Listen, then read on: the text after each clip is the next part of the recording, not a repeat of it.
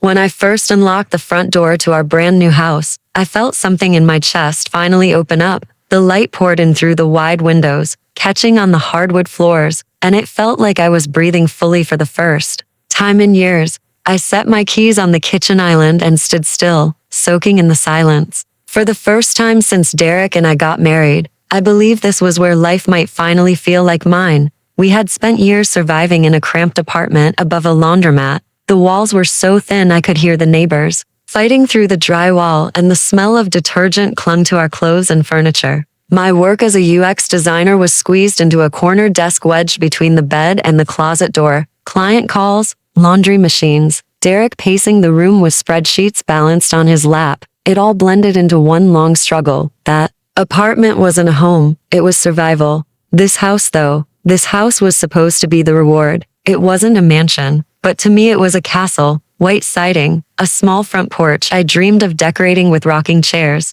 a backyard just big enough for summer cookouts, and maybe a little garden. I imagined string lights glowing over the deck, my parents visiting for the holidays and finally staying in a real guest room, and Sunday mornings where Derek and I would drink coffee by the window with sunlight spilling across the table. It felt like ours, at least it was supposed to. Derek's pride in the house wasn't about peace like mine. For him it was proof that he could build something from the ground up. His construction firm had overseen everything, and he touched the banister like it was his own invention. He'd grin at the roof lines, beam at the brickwork, brag to his friends about how this was his project, his creation. I loved that pride. I thought it meant he would protect this place with me, guard it like the sanctuary it was meant to be. The first few weeks were perfect. I set up my office in the spare room, organized the pantry with neat glass jars, hung eucalyptus in the shower, and cooked real meals instead of microwave pasta. We'd walk the neighborhood after dinner, pointing at houses we liked,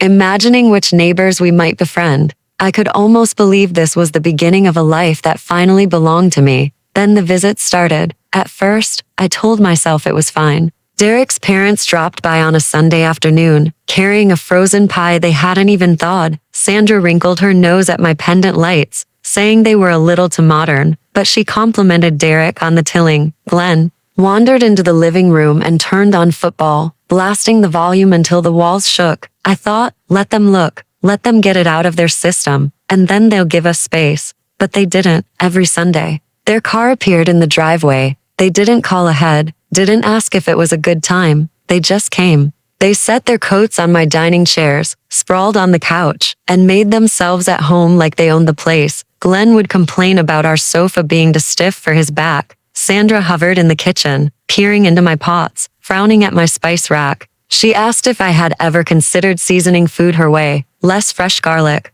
more powder. Her tone made it clear that my choices were childish and hers were wisdom. I laughed it off at first, because that's what I had been taught to do. Smile, smooth things over, avoid being difficult. Derek would kiss his mother's cheek, pour her a glass of wine, beam at me like this was family harmony. I swallowed my frustration and pretended the knot in my chest wasn't growing tighter. But little by little, I felt my house slipping out of my hands. The guest room I had envisioned as my yoga space turned into Glenn and Sandra's nap station. They explained my couch wasn't comfortable enough for his back, so of course the guest bed was better. My carefully folded towels were stacked in different patterns because Sandra believed my system wasn't practical. Every time I seasoned chicken or simmered sauce, she stood over my shoulder and made comments about how she did things differently. And Derek, my husband, my partner, just smiled. He smiled and shrugged like none of this was a big deal. The resentment grew like a knot under my ribs. I started to dread the sound of tires crunching in the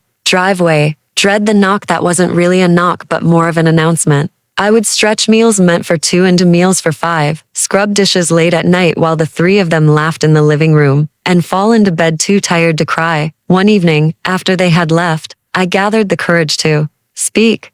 Maybe next weekend it could just be us, I suggested softly. Derek looked at me like I was speaking another language. They mean well, Kim. Don't overthink it, he said. Overthinking, that was always my crime. Too sensitive, too protective, too eager for space that no one else thought I deserved. I swallowed my frustration and tried another approach. The following week, while chopping bell peppers for dinner, I spoke casually. Maybe my parents could come stay one night next month. just to see the house. Derek froze for a second, then frowned. Your parents? Overnight? I don't know, Kim. Your dad makes me feel like I'm at a job interview, and your mom isn't as easygoing as mine. I'd have to be on. I dropped the knife harder than I intended against the cutting board. Be on, I repeated. You mean be polite. You mean be a decent human being. He shook his head. Don't twist it, he muttered. I'm just saying it's different. In that moment, the truth hit me like a weight in my chest. My comfort wasn't on his radar at all. My effort was invisible. All my hosting and cooking and smiling through clenched teeth had meant nothing. In his eyes, his parents were easy, worthy of constant welcome, while mine were a burden too heavy to carry for even one night. I didn't argue after that. I just tucked the knot deeper inside me, smiled thinner, moved quieter, but something had shifted. The illusion of sanctuary had cracked, and in the pieces of my heart I realized the house might never truly belong to me. When the first snow of December fell, the house should have felt magical. I had pictured cozy nights by the fireplace, blankets pulled up to our chins, mugs of cocoa warming our hands. I had imagined the glow of Christmas lights flickering across the living room walls, the smell of cinnamon bread filling the kitchen, and quiet mornings where Derek and I exchanged lazy smiles. But instead, the house felt crowded, suffocating, as though every square inch of space belonged to someone else. Sandra insisted on helping us decorate the tree. She marched in with boxes of ornaments that had hung on Derek's childhood tree, telling me gently but firmly that these belonged here now. I had picked out a set of silver and blue ornaments, soft twinkle lights, and a tree skirt with embroidered stars. I wanted the tree to look simple, elegant, ours, but she pushed her red felt stockings, chipped glass baubles, and mismatched lights into my hands, telling me it would make the house feel like family. And Derek, instead of backing me up, laughed and said, Mom's right, these are tradition. I felt the sting of being erased. My style, my vision, my quiet longing to build a new memory was drowned out under the weight of their past. I strung the lights with my lips pressed tight, but inside my chest, something brittle cracked a little more. It wasn't just the tree. Every weekend they stayed longer, sometimes overnight without even asking. I would find Sandra folding laundry in our bedroom, handling my clothes like they belonged to her. Glenn watched television so loud that I could hear the announcers shouting from the driveway. One Saturday morning, I went to make pancakes and discovered Sandra had already rearranged my pantry again, moving the flour, stacking my jars, putting everything in the order she thought was best. I stood in the kitchen with a whisk in my hand, staring at my own shelves as though I were a guest in someone else's house. I tried again to talk to Derek. I sat across from him at dinner, my voice careful, steady. Derek, I said, I love your parents, but they are here too much. This house doesn't feel like ours anymore. He looked up from his plate, frowning like I had just insulted him. Their family, Kim, he said flatly. They helped us when no one else did, and you're acting like they're strangers barging in. I shook my head, trying not to raise my voice. They don't ask, Derek. They just come, and I feel like I don't have a say in my own home. He stabbed his fork into his chicken and muttered, You're being dramatic again. That word lodged deep in me like a thorn. Dramatic, overthinking, too sensitive, always too much, never enough. I wanted to scream, but instead I fell silent, and my silence gave them permission to take more. On Christmas morning, my parents called to ask if they could stop by with gifts. They lived 2 hours away and rarely visited, but they missed me and wanted to see the house. I hesitated before answering, already hearing Derek's sigh in my head. Still, I said yes. They arrived with cookies in tins and a carefully wrapped basket of homemade jams. My mother's eyes lit up when she saw the fireplace, and my father walked slowly through the halls, nodding, proud. I felt, for one brief moment, that maybe I could share this place with the people who raised me. But then the front door swung open without a knock, and Sandra and Glenn marched in with shopping bags, gifts, and loud voices. The air shifted immediately. My parents stiffened, smiling politely, as Sandra wrapped her arms around Derek and began telling some long story about her trip to the mall. Glenn dropped onto the sofa, stretched out his legs, and turned on the TV without even acknowledging my father.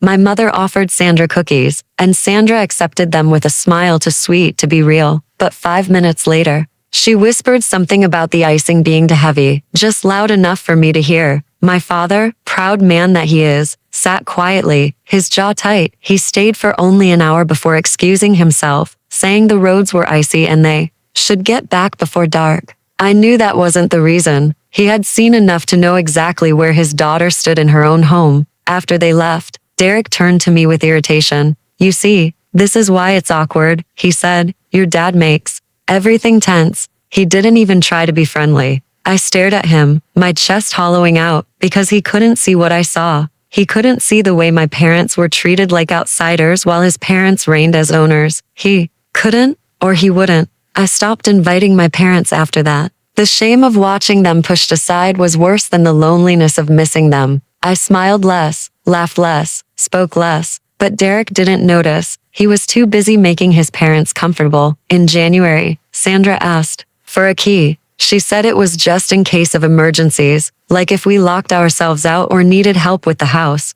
I opened my mouth to say no, but Derek jumped in before I could answer. Of course, Mom, he said with a grin, handing her a copy from his keyring. My breath caught in my throat. My safe place was gone.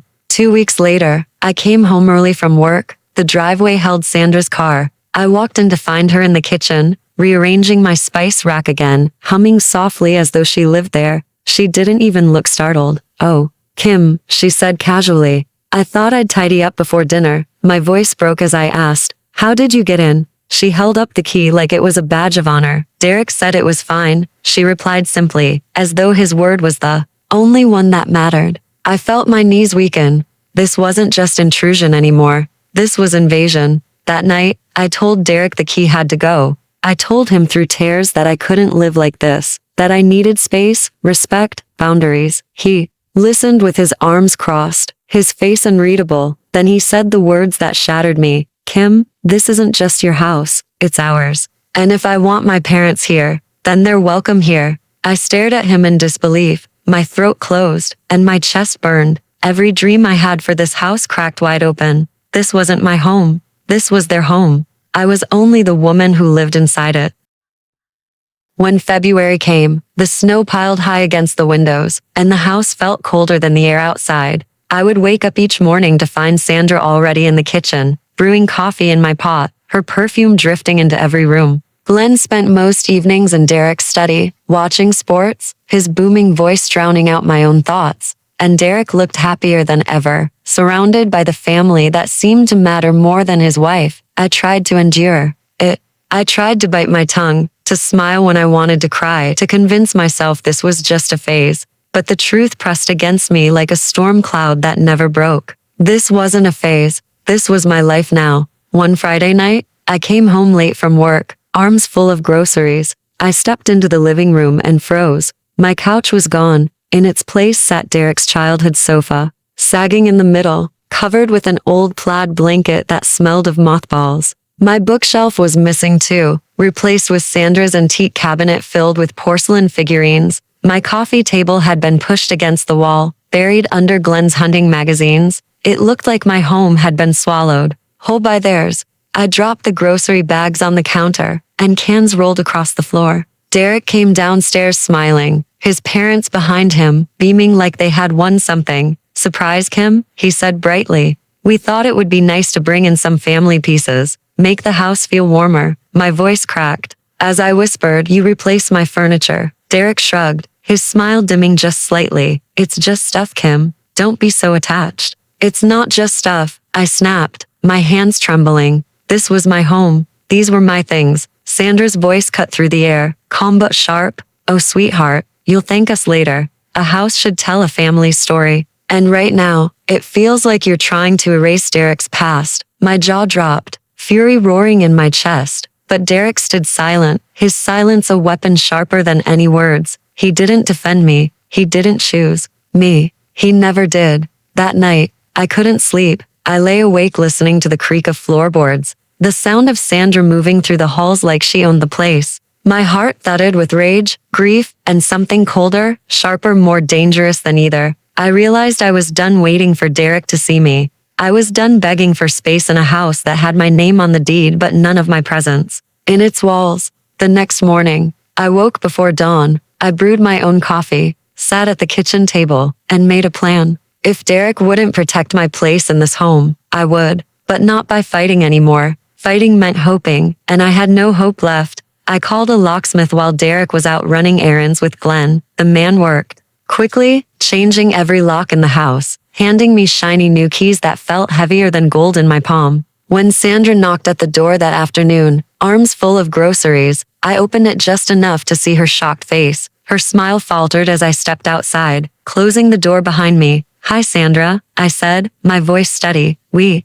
need to talk." Her eyes narrowed, suspicion flickering. "What is it, dear?" she asked softly, clutching the bag to her chest. I took a breath, steady and deep. "You are no longer welcome in this house without my permission. This is my home.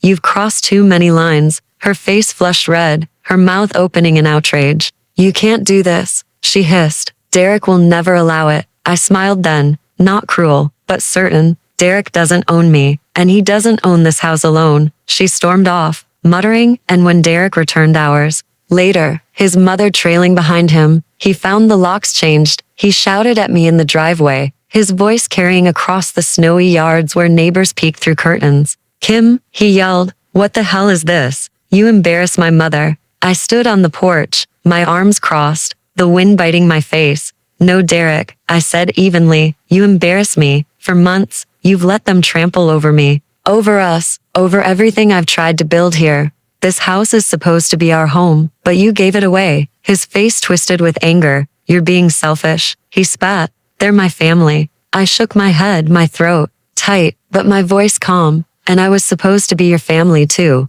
but you chose them." He sputtered, searching for words, but I turned, unlocked the door, and walked inside. For the first time, I shut the door in his face. I leaned against it, heart racing, tears slipping down my cheeks, but beneath the sorrow there was something new. Strength, resolve, a quiet burning fire. In the weeks that followed, Derek moved out temporarily, staying with his parents. I didn't chase him. I didn't beg. I let the silence speak for me. I filled the house with my own touches again. Candles, books, soft blankets, photographs of my parents on the mantle. For the first time in months, the air smelled like me. The house breathed with me again. Neighbors asked questions. Some whispered about trouble in the Jennings household. Others smiled knowingly, as though they had seen this coming all along. I didn't correct them. I didn't explain. I simply lived quietly, intentionally, building the home I had been denied for so long. One evening, I stood in the living room, sunlight spilling through the curtains, and realized something profound. This was never about walls or furniture. It was about respect. It was about love. It was about being seen. And Derek had refused me all of it. A month later, divorce papers were signed. He left angry, bitter, clinging to the idea that I had ruined us. But deep down, I knew the truth. I hadn't ruined us. He had. He chose them, over and over again, until there was nothing left for me to hold on to. I stood on the porch one last time, watching his car disappear down the street. The snow was melting now, the air soft with spring, and for the first time, I wasn't afraid. This house was mine. My story was mine, and I would never let anyone erase me again.